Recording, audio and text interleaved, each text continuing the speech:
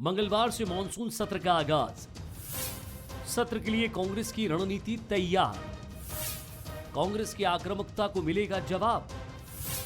एकजुट घेराबंदी पर बीजेपी करेगी प्रहार। इस बार मध्य प्रदेश विधानसभा का मॉनसून सत्र का आगाज 13 सितंबर यानी मंगलवार से होने जा रहा है। सत्र 17 सितंबर तक चलेगा। कांग्रेस ने सरकार की घेराबंदी का पूरा मन बनाया है। कांग्रेस की माने तो सदन में इस बार सरकार पर सवालों की बौछार होगी, लेकिन तैयारी तो बीजेपी ने भी कर ली है। सत्र से पहले सीएम आवास पर बीजेपी विधायक दल की ही बैठक बुलाई गई। सदन में हंगामे के असर को देखते हुए बीजेपी ने साफ किया कि यह द्वितीय अनुपूरक बजट अहम है। इसके लिए सदन में हो हल्ला नहीं होना चाहिए। बड़ा महत्वपूर्ण सत्र है। वो चाहें तो द्वितीय अनुपूरक पे जब चर्चा होगी तो सारगर्भित चर्चा करें। सरकार हर चर्चा के लिए तैयार, जो भी चर्चा वो कर रहा है। बस मेरी प्रार्थना है कि हो हल्ला ना करें। ये फ्लोर हमें संवाद के लिए मिला है और सार्थक संवाद गुणदोष के आधार पर जो चाहे सो करें। इधर मॉनसून सत्र को लेकर कमलनाथ के निवास पर कांग्रेस विधायकों की भी बैठक हुई। सदन में जो मुद्दे उठाए जाने हैं उन पर चर्चा की गई। इस बार कांग्रेस प्रदेश में कुपोषण के मुद्दे को उठाएगी तो पोषण आहार में गड़बड़ी का मुद्दा भी सदन में गूंज सकता है। साथ ही कांग्रेस अतिवृष्टि के चलते किसानों को हुए नुकसान और मुआवजे को मुद्दा बनाती दिखेगी। इतना ही नहीं, भ्रष्टाचार समेत प्रदेश में बढ़ते अपराध का मुद्दा भी सदन में उठ सकता है। कांग्रेस तो सत्र की एक सप्ताह तक समय अवधि बढ़ाने की मांग भी कर रही है। मध्य प्रदेश की सरकार लगातार अपने घोटाले, अनैतिक कृत्य, तानाशाही, बेरोजगारी और महंगाई की समस्याओं पर चर्चा नहीं कराना चाहती है। सरकार भयभीत है कि अगर विधानसभा सत्र चले तो ये मुद्दे सब आएंगे। इन मुद्दे भयभीत होने के कारण सरकार सत्र को छोटा करती जा रही है। आप 4 दिन 5 दिन का सत्र मात्र घोषित करते हैं। इस समय महंगाई का ज़बरदस्त दौर है।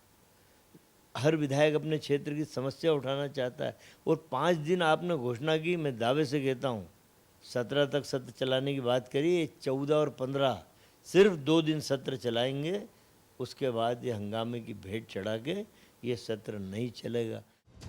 जानकारों की माने तो हर सत्र से पहले कांग्रेस आक्रामक दिखती तो है, लेकिन उसकी शुरुआत और अंत में बहुत अंतर होता है। वो एकजुट आक्रामकता का प्रदर्शन करने में पिछड़ जाती है। हालांकि इस बार विपक्ष सदन में सरकार को घेरने में कितना सफल हो पाएगा, इस पर सबकी नजर है, क्योंकि बीजेपी ने भी कांग्रेस को हर मुद्दे पर जवाब देने की तैयारी कर रखी है। मंगल से सदन में दंगल। नमस्कार, मैं हूं मनोज सैनी। आज का हमारा मुद्दा भी यही रहेगा। 13 सितंबर से एमपी विधानसभा का सत्र शुरू होने जा रहा है। सत्र 17 सितंबर तक चलेगा। कांग्रेस ने पहले ही ऐलान कर रखा है कि इस बार वे सरकार को घेरेंगे। हालांकि कांग्रेस आरोप लगा रही है कि सत्र महज 2 से 3 दिन ही चलेगा। तो इधर भारतीय जनता पार्टी ने भी मानसून सत्र के लिए रणनीति बना ली है। लगातार बैठकों के दौर भी चले हैं। विधायक दल की इसमें बैठक हुई। दोनों ही तरफ से कांग्रेस की आक्रामकता का जवाब दिया जाएगा, ऐसी बीजेपी की तैयारी है। लेकिन दूसरी तरफ कांग्रेस ने भी साफ कर रखा, जिस तरह के मुद्दे हैं, चाहे बात पोषण आहार की करें, महंगाई के मुद्दों की बात करें, ये सब वो चीज़ें हैं जो सदन में इस बार दिखाई दे सकती है। लेकिन क्या रहेगा सदन और क्या वो सवाल होंगे जिसके इर्द गिर्द आज हम बात करने वाले हैं, पहले जरा उनको देख लेते हैं। सवाल नंबर 1, क्या सदन में विपक्ष एकजुटता दिखा पाएगा? सवाल नंबर 2, क्या सरकार की तैयारी विपक्ष पर भारी पड़ेगी? सवाल नंबर 3, इस बार भी सत्र हो हल्ला की भेंट चढ़ जाएगा? चलिए तो इन्हीं सवालों के ऊपर आज हम बात करने वाले हैं। मेरे साथ 3 मेहमान जुड़ रहे हैं। राजपाल सिंह सिसोदिया है, भारतीय जनता पार्टी के प्रवक्ता। राजपाल जी, आपका बहुत स्वागत है। अवनीश बुंदेला जी हैं, प्रवक्ता कांग्रेस की। अवनीश जी, आपका भी बहुत स्वागत है। और योगीराज योगेश जी स्टूडियो में मौजूद हैं, वरिष्ठ पत्रकार। योगीराज जी, आपका भी बहुत स्वागत है। योगीराज जी, ये जो मानसून सत्र हो रहा है, बड़ा छोटा मानसून सत्र है, 13 से 17 तारीख तक चलना है। लेकिन जो स्थितियां दिखाई दे रही, 17 को प्रधानमंत्री जी को भी आना है, कैसा देखते हैं इस सत्र को? और क्या कुछ ऐसे बड़े मुद्दे हैं जिनकी चर्चा मध्य प्रदेश में दिखाई दे रही है, और वो क्या पटल पर या सदन में चर्चा का विषय बन पाए? नहीं, बिल्कुल चर्चा का विषय बनना भी चाहिए। और ये कांग्रेस की जिसको बोलते हैं काबिलियत पर भी डिपेंड करता है कि वो इस मुद्दे को कैसे हैंडल करती है। क्योंकि ये बात सही है कि इस समय जितने आक्रामक मुद्दे कांग्रेस के पास हैं, क्योंकि नए मुद्दे इसमें और इंक्लूड हो गए। ये बेरोजगारी, महंगाई, ये तो सनातन चलने वाले मुद्दे हैं, विषय हैं। लेकिन अब जैसे पोषण आहार का जो नया मामला सामने आया है, कारम डैम जो फूटा है, तो ये ऐसे विषय हैं, ऐसे मुद्दे हैं जो सीधे सीधे पब्लिक से जुड़े हैं, पब्लिक को कनेक्ट करते हैं। और मैंने जो जैसा कि बार बार कहा कि ये कांग्रेस पर भी बहुत ज़्यादा डिपेंड करता है कि इन मुद्दों को वो किस तरीके से सामने ले जाएगी और कितना इन पर सरकार को सहमत कर पाएगी। तो ये बहुत बड़ा देखने वाली बात होगी। और अक्सर हम ये देखते हैं, चर्चा भी होती है कि साहब सत्र शुरू हो रहा है, सत्र छोटा है। सत्र छोटा हो चाहे बड़ा हो, उससे फ़र्क नहीं पड़ता।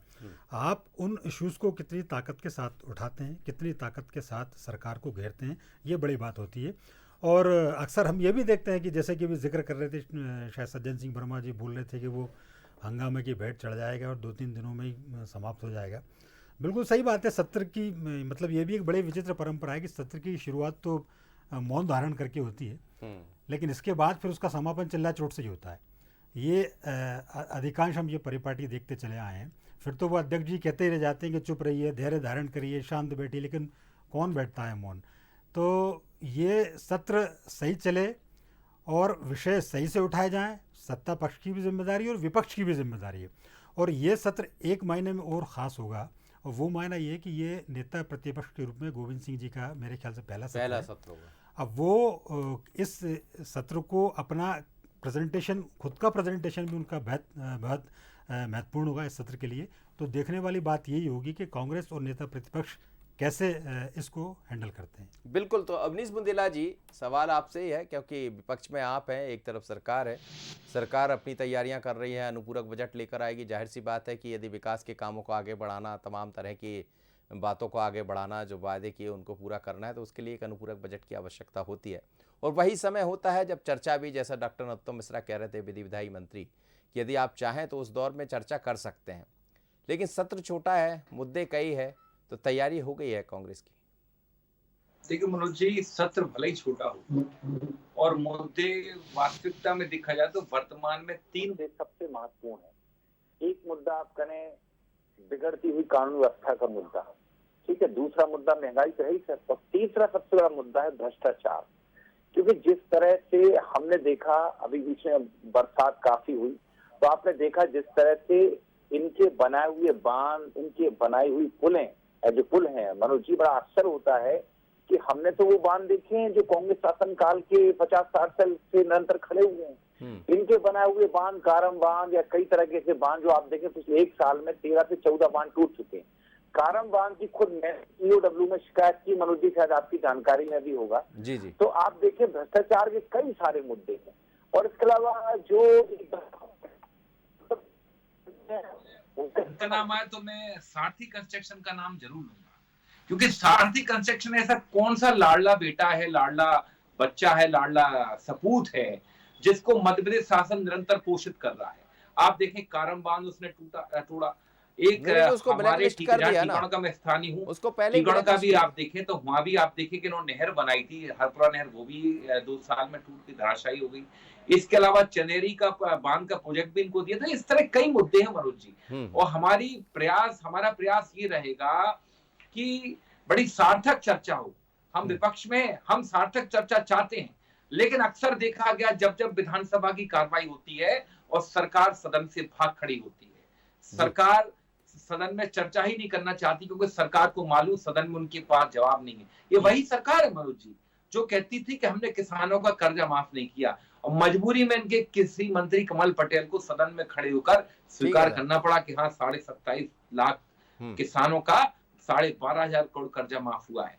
तो ये इस तरह के कई मुद्दे मैंने बताया, 3 सबसे खास मुद्दे हैं, और इसके अलावा कई छोटे बड़े मुद्दे और हैं। आप देखें सड़कों की बदहाल हालत है, किसानों को सदन तो होता ही इसलिए है कि वहां आप लोग जाएं, लहसुन की खेती की हमको मालूम मनोज जी क्या स्थिति है, मतलब किसानों की लागत नहीं निकल रही, वो सड़क पर और पानी में फेंकने के लिए मजबूर हैं। तो ये कई सारे मुद्दे मनोज जी जिनको लेकर हम एक प्रभावी एवं सकारात्मक विपक्ष की भूमिका निभाने के लिए तैयार है। बस हमारा निवेदन सत्ता पक्ष से इतना है भैया कि हमको सुन लो, ठीक है। जो योगीराज जी चलिए मैं योगेश समझ कह लेता रहे हूँ थे, जी। थोड़ा राजपाल बहुत जी, होता है सवाल विपक्ष जवाब हाथ होता है, जोड़ रहा है, लेकिन मुझे आपसे कह लगता रहा है है कि हमको सुन लीजिए, और सुनने के लिए वक्त चाहिए, तो क्या वक्त विपक्ष को दे पाएंगे? और जो मनोज जी आवाज नहीं आ रही मेरे जी, पास, राजपाल जी आपको मेरी फोन आवाज कट मिल गया। रही? तैयार हूं मैं जवाब देने के लिए। जी जी, तो मैं आपसे जवाब भी चाहूंगा, और जो अनुपूरक बजट की बात कही जा रही, क्या मांगों के साथ ये दिखाई देगा? देखिए, विधानसभा का ये जो सत्र है, ये 2 मायनों में बड़ा महत्वपूर्ण हो जाता है। एक मायना तो इसका यह है कि जो मानसून सत्र है, इसके अंदर द्वितीय अनुपूरक बजट पास होना है। ये बहुत महत्वपूर्ण बजट है। अभी मध्य प्रदेश में जिस प्रकार के अतिवृष्टि और तमाम बातों के बाद में स्थितियां बनी हैं, तो राहत का बड़ा काम इस बजट के माध्यम से होने वाला है। हमने अतिवृष्टि वाले क्षेत्र में माननीय मुख्यमंत्री जी ने सिग्नल क्लिक करके अभी विदिशा और कुछ जिलों में पहुंचाने का काम किया है राहत राशि। बाकी स्थानों का सर्वे हो चुका है, वहां भी राहत राशि पहुंचाना है। तो ये जो अनुपूरक बजट है, ये बहुत महत्वपूर्ण बजट का हो जाता है। इस वजह से ये सत्र बहुत महत्वपूर्ण हो जाता है जी। दूसरा इसलिए ये सत्र बहुत महत्वपूर्ण है क्योंकि ये मानसून सत्र जो है, कहीं न कहीं सरकार से पूछे गए करीब 1500 प्रश्नों जो कि ऑनलाइन पूछे गए हैं विधायक महोदयों के द्वारा, माननीयों के द्वारा, उनके सबके जवाब भी देने का काम इस सदन में होगा। तो सत्र चले, इसकी जिम्मेदारी अकेले सत्ता पक्ष की नहीं है, विपक्ष की भी भूमिका इसमें चाहिए, सहयोग चाहिए, जो कि अपेक्षित है। मैं समझता हूं कि सदन चलाने के लिए दोनों पक्ष को, जिस प्रकार से गाड़ी के 2 पहिए होते हैं, उस प्रकार से परस्पर मुद्दों पे बात करें, मुद्दों पे बहस करें, विषय पे बहस करें। क्योंकि एक बार सदन बुलाना मतलब काफी बड़ी धनराशि खर्च होती है सरकार की, जो कि आपकी हमारी जनता के टैक्स की राशि होती है। उसका दुरुपयोग ना हो। कांग्रेस करती क्या है? बखेड़ा खड़ा करना, हंगामा करना, बहिर्गमन करना। ठीक है, सांकेतिक बहिर्गमन करें मुद्दे पे, 2 मिनट बहिर्गमन करके फॉर्मेलिटी करके फिर आए, आप फिर सदन शुरू करें। आप बहिर्गमन करके और चले ही जाए, ये तो कोई बात नहीं होती है।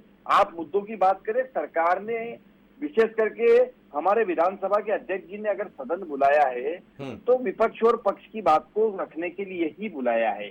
सदन अगर बुलाया है तो माननीयों के प्रश्न के जवाब के लिए ही बुलाया है। 250 से ज्यादा जो है प्रश्न और भी है, और 1500 के लगभग ऑनलाइन पत्र है जिनके प्रश्न है जिनके जवाब आना है। तो ये तमाम काम है करने के। कोई सत्र दिन से छोटा या बड़ा नहीं होता है। सत्र चला, अगर सही समय पे सही समय से चलने दिया गया तो सब कुछ होगा।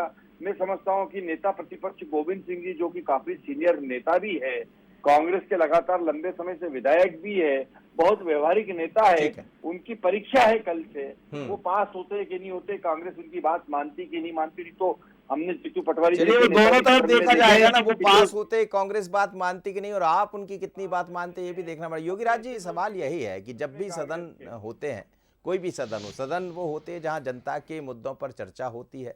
जनता ये देखती हुई है कि क्या हमने जिन जनप्रतिनिधियों को सदन तक पहुंचाया वो हमारी बात को वहां रख पा रहे हैं, सरकार सुन पा रही है। एक लंबी राशि इस पर खर्च होती है, भारतीय जनता पार्टी के राज्यपाल सिसोदिया भी कह रहे थे।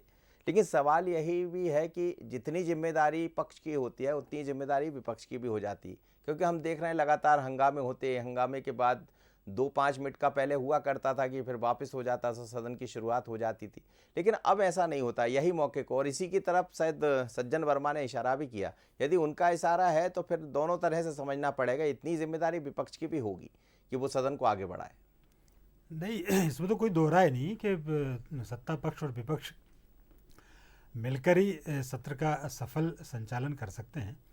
और जैसा कि जिक्र किया था कि ये जो 2 गाड़ी के पहिए हैं ये, और सही से चलेंगे तो गाड़ी मंजिल तक पहुंच जाएगी। लेकिन दिक्कत ये कि एक ट्रैक्टर, इसमें एक ट्रैक्टर का पहिया है और एक कार का पहिया है, तो गाड़ी कैसे मंजिल तक पहुंचेगी? तो हंगामा होना तय है। और ये बात भी सही है कि मुझे तो सज्जन जी, वर्मा जी की बात ज़्यादा करीब लगती है कि 1-2 दिन में ही अनुपूरक बजट पास करके, और मुझे ऐसा लगता है कि सत्र समाप्त हो जाएगा, क्योंकि कांग्रेस हंगामे किए बिना मानेगी नहीं। और सत्ता पक्ष भले ही लाख चाहे कि चर्चा हो, पर परिस्थितियाँ ऐसी डेवलप हो जाती हैं सदन में कि वो फिर अध्यक्ष के हाथ में भी नहीं रहती। अध्यक्ष केवल प्रार्थना करते रहते हैं, शांत हो जाइए, बैठ जाइए, चुप हो जाइए, लेकिन कौन फिर सुनता है? नहीं, लेकिन गोविंद सिंह जी जो पहली बार मतलब विपक्ष में दिखाई देंगे, ऐसे तो बड़ा लंबा उनका अनुभव है, और उनके अनुभव का लाभ भी शायद कांग्रेस को मिलेगा और बड़ी मुखरता के साथ अपनी बातें रखते रहे। तो क्या उनकी ये मुखरता, उनका जो एक अच्छा खासा अनुभव है, वो कांग्रेस के लिए काम आएगा कल सदन में? नहीं, बिल्कुल। मैंने जैसा पहले भी जिक्र किया है कि ये उनके लिए भी एक अग्नि परीक्षा होगी कि वो अपने पहले टेस्ट में कैसे उसको अपेयर करते हैं और कैसे उसको हैंडल करते हैं। और ये बात सही है कि सत्ता पक्ष के पास यदि अध्यक्ष के रूप में एक जो जिसको बोलते हैं दंड स्वरूप एक कुर्सी होती है, वैसे ही विपक्ष के पास भी नेता प्रतिपक्ष उसका लीडर होता है और वो विपक्ष को नियंत्रित करता है। तो ये उसके कुशल संचालन पर भी डिपेंड करता है कि वो अपने सूरमाओं को, अपने पक्ष को, यानी जिसको भी पक्ष अपन कह रहे हैं, उसको कैसे हैंडल करता है। और यही देखने वाली बात होगी कि वो किस आक्रामकता के साथ इस प्रक्रिया को आगे ले जाते हैं, ताकि सरकार को ये कहने का मौका ना मिले कि साहब हमने तो सत्र बुलाया था, हम तो चाहते थे कि इसमें चर्चा हो जाए, लेकिन विपक्षी भाग खड़ा हुआ। तो ये बहुत बड़ी जिम्मेदारी है नेता प्रतिपक्ष। अवनीश जी, इतनी जिम्मेदारी विपक्ष की भी होती है और कई बार हमने सदन में ये देखा है कि मैं ये तो नहीं कहूँगा कि गैर वाजिब मुद्दों पर बहस हो जाती। ये बात सच है कि कुछ ऐसे मुद्दे होते हैं जिनको टाला भी जा सकता है और बहस की बजाय हम एक ऐसे अंजाम की बहस तक पहुँच जाएं जिसमें सदन में गरिमा के साथ उन लोगों की बात भी रख दी जाए जो जनता आपसे उम्मीदें कर रही है और एक चर्चा के साथ उनका कोई निकाल सामने आ जाए। पर होता यही है कि हंगामा दिखाई देता है, कुछ देर में आप लोग बाहर आ जाते हैं, फिर मौका पक्ष को मिल जाता। तो ऐसी कोई रणनीति है इस बार विपक्ष की कि हंगामा भी कम हो और सवाल जवाब ज्यादा हो जाए? देखिए मनोज जी, हमने सदैव प्रयास किया है कि हमारी तरफ से हमेशा एक सार्थक चर्चा हो। अभी योगेश बोल रहे थे, बड़ी अच्छी बात बोल रहे थे कि विपक्ष को थोड़ी आक्रामकता तो दिखानी पड़ती है। देखिए मनोज जी, आप भी समझते हैं कि जब तक बच्चा रोएगा नहीं या कहेगा नहीं माँ से, तो माँ भी दूध नहीं पिलाएगी। और भाजपा जैसी असंवेदनशील पार्टी हो, स्वार्थी पार्टी हो, जो अपने स्वार्थ के लिए देश को भी बेच सकती है, कुछ भी कर सकती, किसी भी तरह के निर्णय ले सकती, किसी भी हद तक जा सकती। मनोज जी, अगर हम इनसे बड़े हाथ जोड़कर आदर से कहेंगे देश को बेच सकती ज्यादा हो जाएगा। सर मैं तो वर्तमान में चल रहा है तो कहना पड़ेगा। और आप एक बात समझें, वर्तमान की परिस्थिति में अगर आप देखें तो कांग्रेस पार्टी सदैव इनको सहयोग करती है। लेकिन आप भी जानते हैं मनोज जी, अगर हम बड़े आदर से, सहयोग से, हम तो देखिए प्रश्न काहे के लिए लगाया जाता, प्रश्न इसलिए लगाया जाता है कि भैया अब आप इसका तरीके से जवाब दो, लेकिन कभी सत्ता पक्ष जवाब नहीं देता। अगर ये इतने ही महाजन हैं, अगर ये इतने ही सीधे हैं, उन प्रश्नों का उत्तर दें।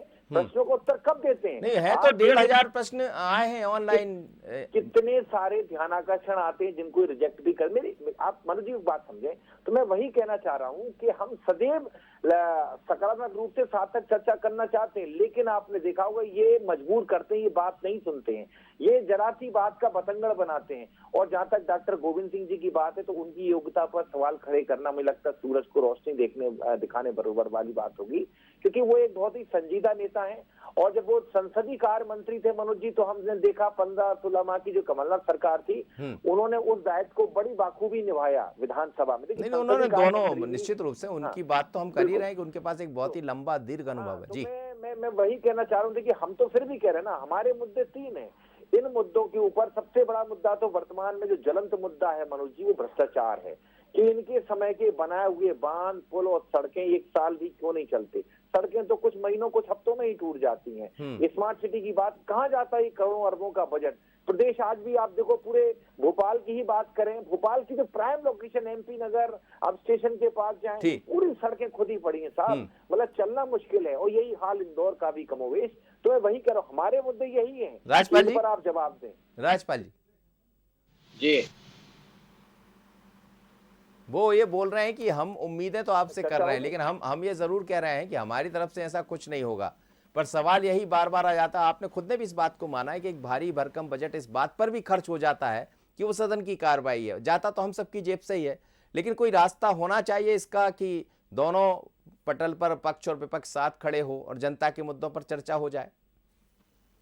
सदन तो इसीलिए बुलाया गया ना कि जनता के मुद्दों पे बात हो। सदन तो इसीलिए बुलाया गया ना कि जो प्रश्न आए माननीय विधायकों ने लगाए, 1500 के लगभग प्रश्न है और ध्यान आकर्षण है लगभग 250 के लगभग, तो इनके जवाब आए, इनके शासन का पक्ष आए और उसमें फिर कुछ बात हो तो फिर बात आए, प्रश्न पे फिर प्रतिप्रश्न भी आए, कोई दिक्कत नहीं है। पर समस्या ये है कि आप किस प्रकार से उस सदन को हंगामे की भेंट चढ़ाना चाहते हैं। अभी आपने अपने इस कार्यक्रम के प्रारंभ करने के पूर्व दो लोगों को आपने सुनाया, एक गोविंद सिंह जी को हमने सुना और हमने एक सज्जन वर्मा जी को सुना। सज्जन वर्मा जी ने क्या कहा कि हंगामे की भेंट चढ़ जाएगा सत्र, मतलब इनकी तैयारी हो गई हंगामे की भेंट चढ़ाना। नहीं, उन्होंने आपकी तैयारियों को देखकर कहा होगा। नहीं, हमने तो तैयारी देखिए जवाब देने की है। हमने जो आज हमारे नेता शिवराज सिंह चौहान जी के निवास पे, मुख्यमंत्री निवास पर आज विधायक दल की बैठक हुई है। उस बैठक में पूरी सदन की रणनीति बनने का काम हुआ है। हम सदन को चलाना चाहते हैं। हमारे सारे विधायक भोपाल पहुंच चुके हैं। हम पूरी तरीके से ईमानदारी से सदन चलाना चाहते हैं, जनता के साथ न्याय करना चाहते हैं, सरकार के रूप में सदन के साथ न्याय करना चाहते हैं, परंतु कांग्रेस उसमें भागीदारी कह रहे हैं। कुछ कह रहे हैं, आप कह रहे थे बुंदेला साहब, कुछ कह रहे थे, आगे बढ़ाने का काम करें। सर मैं इतना ही कह रहा हूँ सर, ये सारी लाग लपेट की बातें हैं।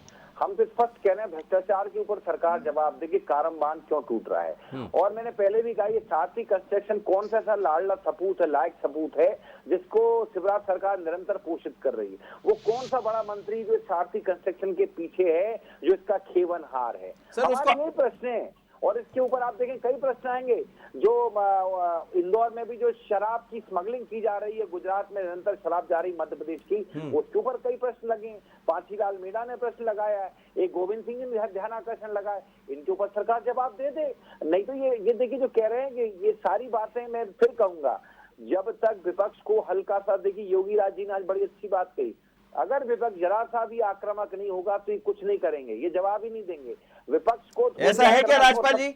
जल्दी से जवाब दे, इस समय नहीं, ये बुंदेला जी की गलत सोच है, कांग्रेस की गलत सोच है। कोई आक्रमण करने की आवश्यकता नहीं है। आप प्रश्न पूछिए, जवाब आएंगे। संवैधानिक काम है, संवैधानिक अधिकार प्राप्त है माननीयों को कि वो प्रश्न करे। हाँ, टीवी चैनल पे आप प्रश्न कर रहे हैं, आप यहाँ भ्रष्टाचार का जवाब मांग रहे हैं, सदन में मांगिए ना भाई।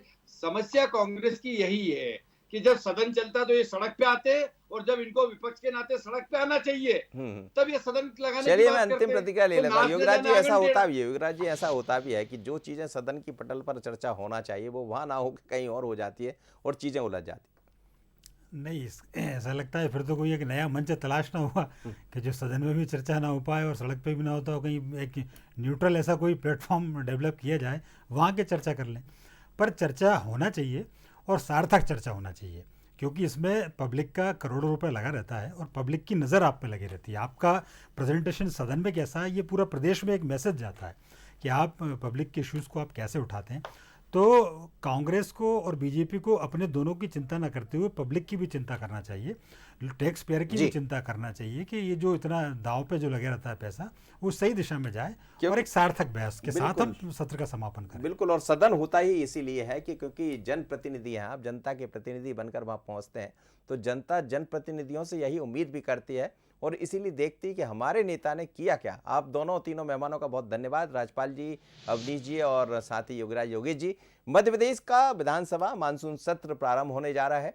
मंगलवार को पहला दिन रहेगा और संभावना यही है कि बाकी जो लोग हैं उनको श्रद्धांजलि दी जाएगी, उसके बाद उस पर चर्चा भी होगी। कुछ मुद्दों पर ऐसी बात कही जा रही, लेकिन उम्मीद है कम की जाना चाहिए। पर इतना ज़रूर है कि 5 दिन तक चलने वाले इस सदन में कई तरह के मुद्दे दिखाई देने वाले हैं, चाहे पोषण आहार की बात करें या कारम डैम की, ये विपक्ष की तरफ से बात होगी। लेकिन सरकार ये जरूर चाहेगी कि जिन कामों के जरिए सरकार आगे बढ़ रही, जिन विकास के मुद्दों को लेकर आगे जाना चाहती है, उसको लेकर चर्चा के साथ अनुपूरक बजट भी पास हो जाए। मुझे दीजिए इजाजत। आगे देखिए छत्तीसगढ़ आज का मुद्दा में जोड़ तोड़ की लड़ाई, बाप दादा पर आई।